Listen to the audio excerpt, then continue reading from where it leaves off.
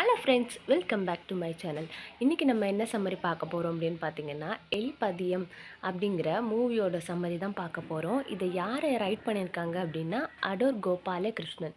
இது வந்து ஒரு மலையாள மூவி, ரொம்பவே ஃபேமஸான மூவி. இது எப்போ ரிலீஸ் ஆயிருக்கு அப்படின்னு பார்த்தீங்கன்னா, 13th ஏப்ரல் 1982 வந்து ரிலீஸ் ஆயிருக்கு.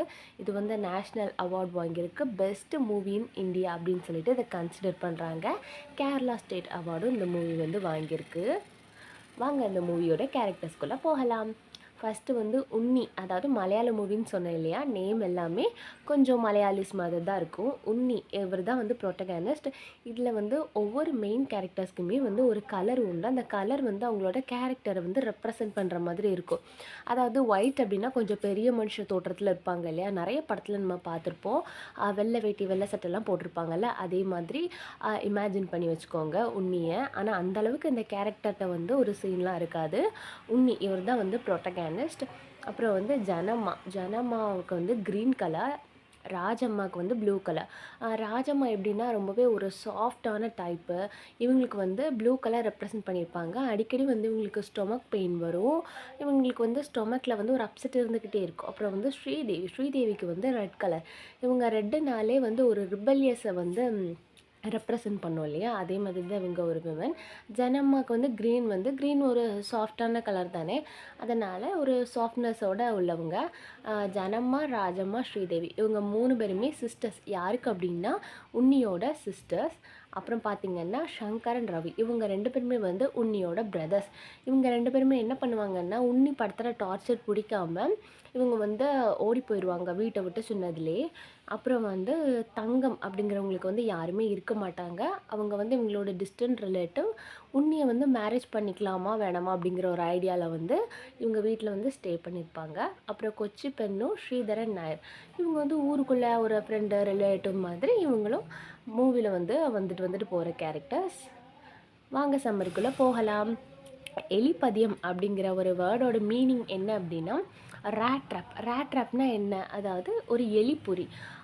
இந்த படத்தில் வந்து ஒரு மெயின் கான்செப்ட் என்னென்னா, ரைட்ஸ் ஃபார் ப்ராப்பர்ட்டி, மறுமுக்கியத்துவம் அப்படிங்கிறதான் ஒரு மெயினான கான்செப்டாக இருக்கும். அப்படின்னா விமென்ஸ்க்கும் வந்து ரைட்ஸ் உண்டு, ப்ராப்பர்ட்டியில் வந்து ரைட்ஸ் உண்டு. அவங்க தான் வந்து பங்கு பிரித்து கொடுக்கணும் அப்படிங்கிற மாதிரி இருக்கும்.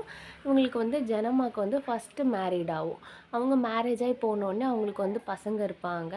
அப்புறம் வந்து ஜனமா வந்து உன்னிட்ட வந்து கேட்பாங்க, என்னோடய ப்ராப்பர்ட்டியை வந்து எனக்கு பிரித்து கொடுன்னா அப்படின்னு சொல்லி கேட்கும்போது, உன்னி என்ன பண்ணுவார் அப்படின்னா, நீ வந்து உன்னோட ஃபேமிலியை விட்டுட்டு நீ வந்து இங்கே கொஞ்ச நாள் ஸ்டே பண்ணன்னா உன்னோட ப்ராப்பர்ட்டியை வந்து நான் உன்கிட்ட கொடுத்துருவேன் அப்படின்னு சொல்லிட்டு உன்னி சொல்லுவார்.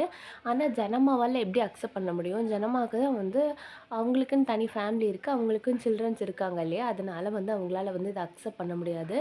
ராஜம்மாவுக்கு வந்து மேரேஜ் ஆகலை. அவங்களுக்கு வந்து நிறைய ப்ரப்போசல்ஸ் வந்துக்கிட்டே இருக்கும். ஆனால் இதெல்லாம் யார் வந்து ரிஜெக்ட் பண்ணிகிட்டே இருப்பார் அப்படின்னா, உன்னி வந்து ரிஜெக்ட் பண்ணிகிட்டே இருப்பார்.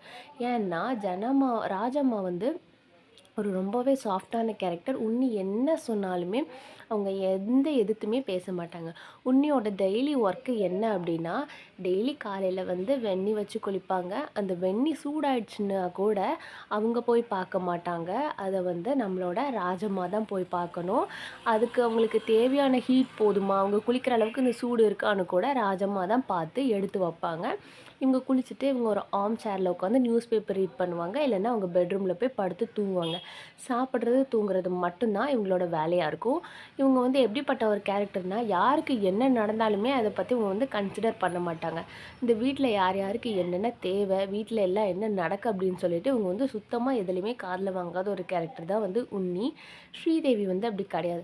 அவங்க வந்து ஃபெயில் ஆகிருப்பாங்க. டுட்டோரியலில் வந்து படிச்சுட்டு இருப்பாங்க, லவ் பண்ணிகிட்டு இருப்பாங்க. அவங்க வந்து எலோப் ஆகிடுவாங்க. அந்த வீட்டை விட்டு அவங்க லவ்வரோட வந்து அவங்க எலோப் ஆகிடுவாங்க. இந்த வீட்டை விட்டு வந்து உயிரோடு அவங்க வந்து தப்பிச்சு போயிடுவாங்க. ஏன்னா இந்த வீட்டில் வந்து ஒரு எலி வந்து அந்த பொரியில் மாட்டிட்டு எப்படி தவிக்குமோ அதே மாதிரி தான் வந்து இவங்க எல்லாமே தவிச்சிட்ருப்பாங்க. இவர் தான் ஒரு லேசி ஃபெல்லோவாச்சே, எந்த வேலையுமே செய்ய மாட்டார். ராஜம்மாவுக்கு வந்து வர்ற ப்ரப்போசல்ஸ் எல்லாம் அவர் வந்து தட்டி தட்டி விட்டுக்கிட்டே இருக்கிறாரு. இவர் ஒரு லேசி ஃபெல்லோன்னா, எந்த அளவுக்கு ஒரு லேசி ஃபெல்லோன்னா, இப்போ வந்து நம்மலாம் ஒரு மேரேஜ் வீட்டுக்கு கிளம்பி போனோம்னா, ஒரு பள்ளத்தில் வந்து தண்ணி கிடக்கு. அந்த பள்ளத்த தாண்டி போகணும், இல்லைன்னா சுற்றி போகணும் அப்படின்னா, இவர் என்ன பண்ணுவார் அப்படின்னா, அந்த மேரேஜ் வீட்டுக்கு இத தாண்டி போணும் அப்படிங்கிறதுனால, அவர் திரும்பி ரிட்டர்ன் வீட்டுக்கே வந்துருவாரு. அந்த அளவுக்கு ஒரு லேசியான ஃபெல்லோ. இவங்க வீட்டுக்கு ஆப்போசிட்ல வந்து இவங்களோட ஃபார்மிங் நெறையா உண்டு. அதாவது தென்னந்தோப்பு, அந்த ஃபார்ம்ஸ்ல வந்து பேடி ஃபீல்டுலாம் இருக்கும் இல்லையா? அதெல்லாம் வந்து ஆடு, மாடு மேய்ஞ்சிட்டு இருந்ததுன்னா கூட, இவரு வந்து ராஜம்மாவ கூப்ட்டு தான் அத வெரட்ட சொல்லுவாரே தவிர, இவரு வந்து போய் வெரட்ட மாட்டாரு. இவங்க தென்னந்தோப்புல வந்து யாராவது அந்த இளநியெல்லாம் திருடிட்டு போனாங்கன்னா கூட, ராஜம்மா தான் போய் பார்க்கணுமே, என்னன்னு கேட்கணுமே தவிர, இவரு யார்ட்டயுமே எதுவுமே ஒரு வார்த்தை கேட்க மாட்டாரு. ஏன் இப்படி பண்றீங்கன்னு கூட தட்டி எதையுமே கேட்க முடியாத அளவுக்கு வந்து இவரு ஒரு லேசியான ஃபெல்லோ. ராஜம்மாக்கு தான் அடிக்கடி ஸ்டொமக்ல ட்ரபிள் உண்டு இல்லையா? ஒரு நாள் வந்து அவங்க இறந்து போயிடுறாங்க. இவருக்கு வந்து யாருமே ஹெல்ப் பண்றதுக்கு இல்ல. ஊர்ல உள்ளவங்கலாம் என்ன பண்றாங்க அப்படின்னா, ராஜம்மாவ வந்து வெளிய தூக்கிட்டு போயிடுறாங்க. இப்போ அந்த வீட்ல வந்து யாருமே இல்ல இவருக்கு ஹெல்ப் பண்றதுக்கு. இவரு வந்து பைத்தியம் பிடிச்ச மாதிரி ஆயிறாரு. ஏன்னா, இவரு வந்து ஃபுல்லாவே ராஜம்மாவ டிபெண்ட் பண்ணி தான் இருப்பாரு. இப்போ ராஜம்மாவும் வந்து வயிறு வலினால இறந்து போயிட்டா. ராஜம்மாவ தூக்கிட்டு போம்போது கூட அவரு அந்த ஆர்ம் சேர்ல தான் உட்காந்துருப்பாரே தவிர, இவரு எந்த ரியாக்ஷனுமே குடுக்க மாட்டாரு. அழக்கூட மாட்டாரு. இவருக்கு வந்து இப்ப சாப்பாடு, குளிக்கிறதுக்கு தண்ணி எதுவுமே வச்சு குடுக்க வந்து ராஜம்மா இப்ப கிடையாது. இவரு சும்மா தூங்கிட்டு இருப்பாரு, எந்திப்பாரு. இந்த லோன்லினஸ் தாங்க முடியாம அவரு தலைய வந்து அவரே செவுத்துல முட்டிட்டு மயங்கி விழுந்துருவாரு.